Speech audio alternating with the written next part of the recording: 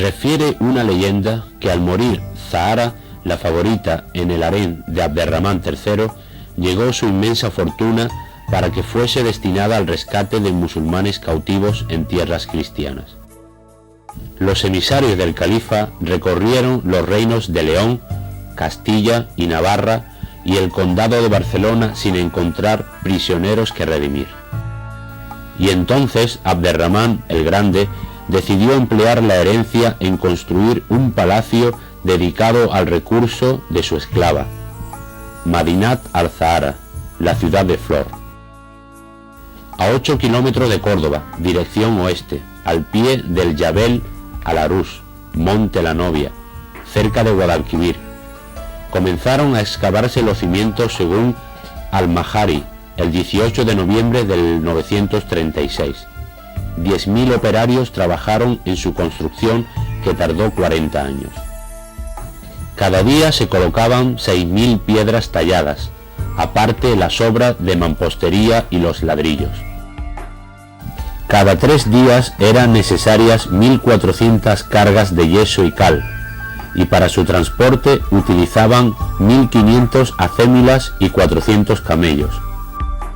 Mezquitas, palacios fastuosos, jardines con parques zoológicos, 300 baños y 4.300 columnas, 15.000 puertas de hierro y bronce pulimentadas, huertas, posadas, cecas donde acuñaban las monedas, escuelas, mercados, atarazanas para la fabricación de armas y objetos de orfebrería, un poblado de 400 viviendas para los servidores del palacio y una doble muralla protectora.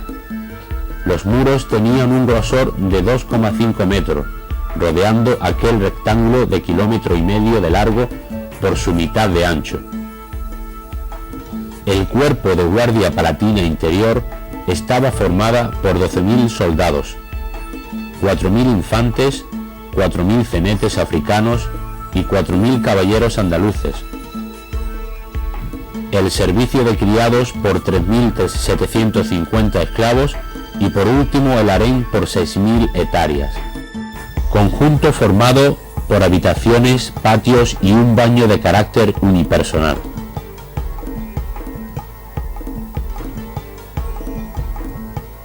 La característica más señalada en su consideración de estancias nobles, asociada al salón de recepciones, donde el califa debía pasar una parte importante de su actividad diaria.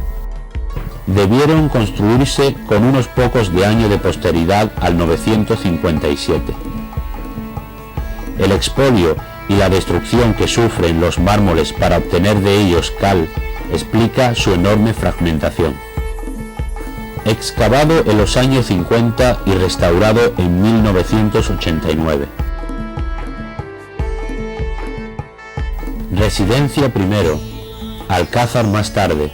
Medina Zahara llegó a convertirse en la corte califal y en uno de los lugares más maravillosos del mundo.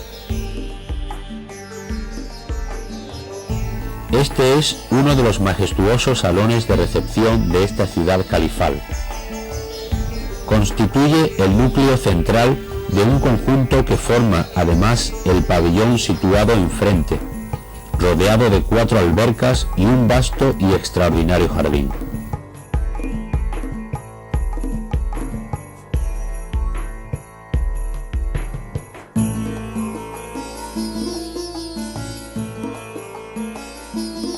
Su exuberante decoración en piedra adherida a los muros, con motivos vegetales y geométricos, constituye un tipo sin precedentes conocidos en el Islam hasta este momento. Fue mandado edificar por Abderramán III durante los años del 953-954 al 956-957. Su excavación en 1944 y su posterior restauración fue realizada por el arquitecto Hernández Jiménez.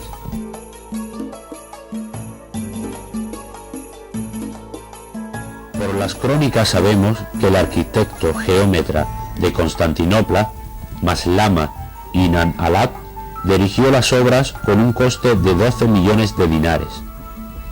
supervisadas por el príncipe heredero Al-Hakam, en un paraje donde Abderramán III tenía una alquería para alejarse del bullicio de la corte y de los problemas del gobierno.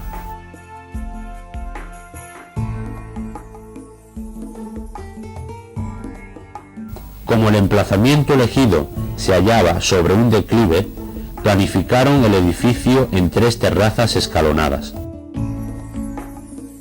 En el escalón superior, el palacio del califa.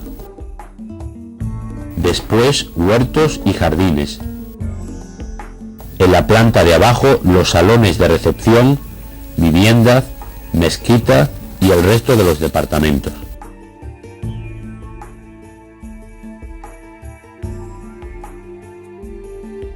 La mezquita de Al-Hama fue uno de los primeros edificios construidos en la ciudad, pues en el año 944 se celebra la primera yutba u oración del viernes. Su emplazamiento entre la terraza donde se ubica el jardín y el salón y la terraza baja de la ciudad nos remite a un uso tanto por parte de la aristocracia como de la población que vive en la zona inferior. El califa accede a ella a través de un pasadizo. Consta de patio con galerías porticadas en 3 de sus lados y sala de oración de 5 naves. Mayor la central, de la que se han recrecido la cimentación de las arcadas, el alminar de forma cuadrada al exterior y octogonal al interior. Se ubica junto a la puerta de acceso al patio. Excavada en 1965 frente a la mezquita, se localizan las habitaciones para practicar las abluciones mayores, con abundantes aljibes y depósitos de agua. El abastecimiento del agua se hizo desde la vertiente septentrional de la sierra, perforando montañas, a través de las cañerías y acueductos que aún se sostienen. 2 eran los principales accesos al alcázar: la puerta de la Zuda y una entrada exterior, la puerta meridional, donde estaba la estatua de Zahara.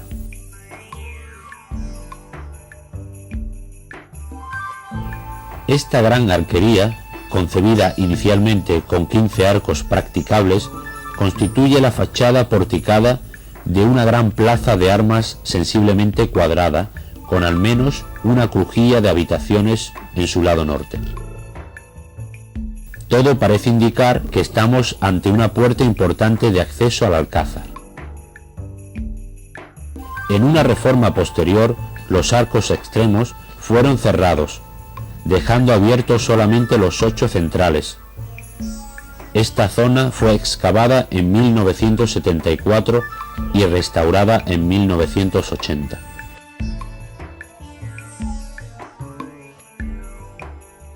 Para el juramento de los califas y los actos de proclamación y elevación del trono del príncipe de los creyentes se utilizaba el salón del califato.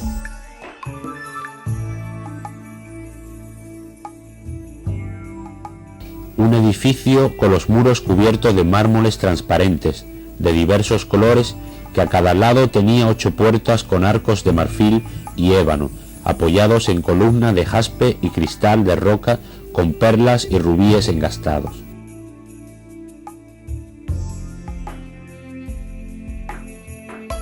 El techo en forma de bóveda tenía las tejas de plata y colgando de una cúpula pendía un grueso brillante, regalo del emperador de Bizancio.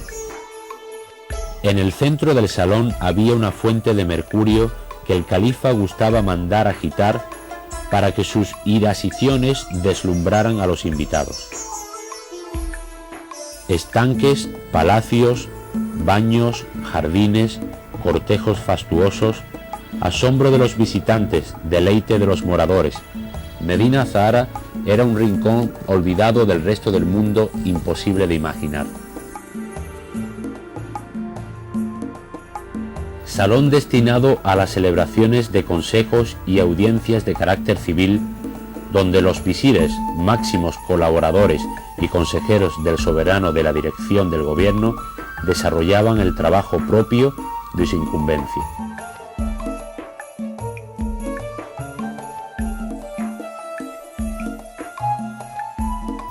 El edificio es austero en su decoración. Las paredes se recubrían con un enlucido de color rojo almagra en el zócalo y blanco en el resto. Fue excavado a partir de 1918 y restaurado en 1976. Estas son las viviendas superiores, donde se pueden ver unas panorámicas excepcionales. Nos encontramos ante la entrada norte al alcázar de la ciudad, la llamada Puerta del Monte.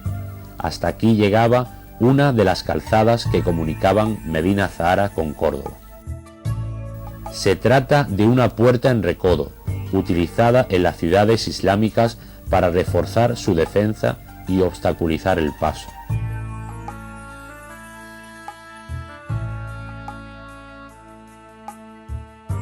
Conjunto formado por dos viviendas que organizan sus estancias en torno a grandes patios. Su construcción original sufrió una reforma importante, consistente en los compartimentos de las habitaciones y en la creación de la calle en rampa que separa ambas viviendas.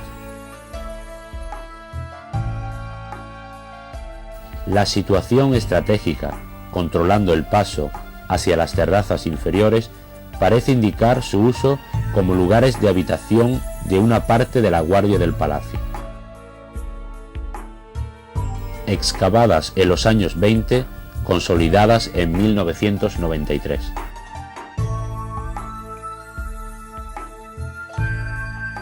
La vivienda oriental de servicios es el espacio donde el personal doméstico desarrollaba el trabajo de preparación de alimentos para los importantes personajes que habitaban las grandes residencias al sur. El control de esta actividad la realizaba un alto funcionario del palacio, el jefe de cocina, Sahib al-Matar, que vivía en las habitaciones orientales. Estas habitaciones, estancias y dos letrinas se aislaban del patio y del resto de las viviendas mediante una gran puerta exterior de 2 hojas. En el resto del conjunto predominan los elementos relacionados con las actividades culinarias, como el horno de cocina. La letrina doble caracteriza este ámbito como un lugar de trabajo intensamente utilizado por personas del mismo sexo. Excavada en los años 30, consolidada en 1996. Conjunto de calles en rampa que conectan la casa de los visires con el pórtico y plaza de armas. Por esta vía de comunicación importante pasaban las embajadas que llegaban a la ciudad para ser recibidas por el califa.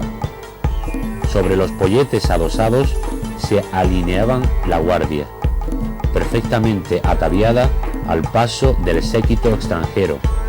Su parte baja presenta un enlucido con decoración geométrica en almagro. El pavimento original de piedra de la serranía próxima entre cuarterones de sillares es especialmente apto para el paso de la caballería. No llegó a cumplir el alcázar los 3/4 de siglo de existencia. El 10 de noviembre de 1010, tras un breve sitio y con la complicidad de un jefe de la guarnición, los berbederes asaltaron Medina Zahara, exterminando a sus defensores y al resto de la población. Luego saquearon e incendiaron Medina Zahara. En tiempo de Felipe III le llamaron Córdoba la Vieja, y en 1405 se hace mención en un documento de que su castillo era propiedad del municipio cordobés. Cantera inagotable de materiales de construcción, las ruinas de Medina Zahara sirvieron para levantar otros edificios. Pilas de fuentes, basas, fustes y capiteles se llevaron de aquí, escribe el profesor Torres Balbas, sobre todo en el siglo XII, Sevilla, a Granada y a Marrakech. Los sillares sirvieron para construir templos y viviendas cordobesas, y en el siglo XV con ellos se levantó desde los cimientos el cercano monasterio jerónimo de Valparaíso.